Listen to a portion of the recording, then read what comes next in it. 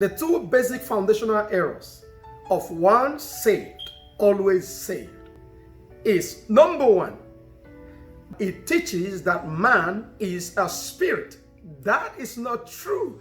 Man is not a spirit.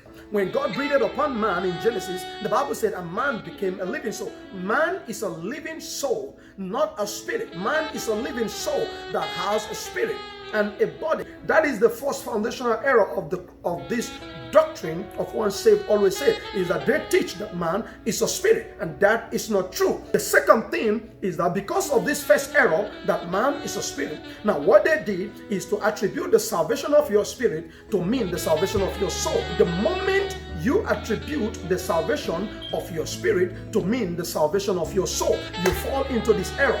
Your spirit is a gateway for you to relate to God or to the invisible realm, whereas your body is a gateway for you to relate to the visible realm or to the earth. This is the function of your dual nature. The seat of man's emotion, will, character, choice, all lies within the soul, because that is the real you. So when Paul wrote in Ephesians chapter 2 verse 8, that by grace are ye saved, what Paul was talking about is the salvation of your spirit. And your spirit was not saved from hell. Your spirit was saved from the disconnection that took place in the Garden of Eden when Adam disobeyed God. So your spirit was disconnected from God. Now when you became a born-again Christian, your spirit was restored. Your spirit was not going to hell in the first place. What was going to hell was your soul and your body. Jesus said, do not fear those who can kill the body alone, but they cannot kill the soul, but rather fear he that is able to destroy both the soul and the body in hell. Not the body, soul, and spirit in hell. Your spirit was not going to hell. Your spirit is an agent of God that monitors the activities of man on planet Earth. Is the candle of the Lord that searches the inward part of the man.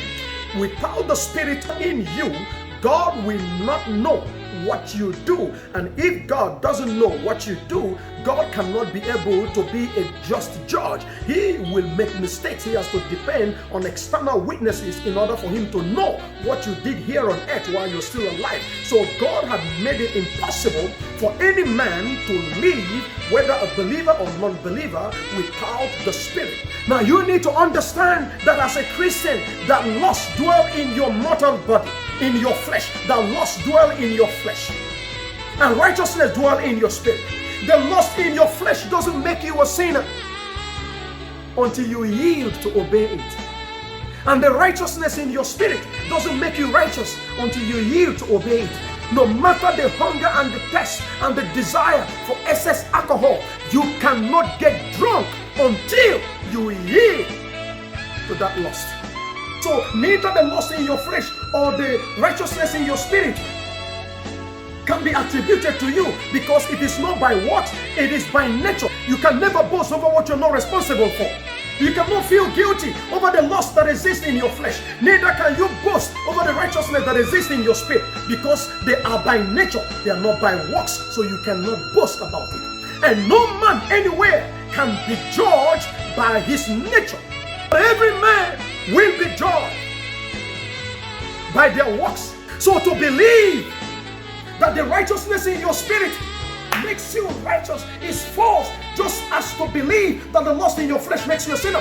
To be a partaker of the divine nature that is locked up in your spirit is by alignment and obedience to the leading of the Spirit.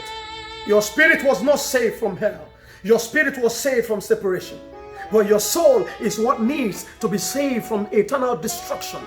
The soul that sinneth shall die, not the spirit that sinneth. The spirit cannot sin, and that is what John was writing about when he wrote that he that is born of God cannot sin. You, the real you, which is the living soul, holds the will and the choice and the decision. You are the one to make the decision as to who and where to yield yourself. If you yield to the Spirit, only then can you be a partaker of that divine nature of your spirit. If you yield to your flesh, only then can you become a partaker of the corruption that is in your body. Just as the lust in your flesh cannot condemn you until you yield yourself to obey it, the righteousness in your spirit cannot justify you until you yield yourself to obey it.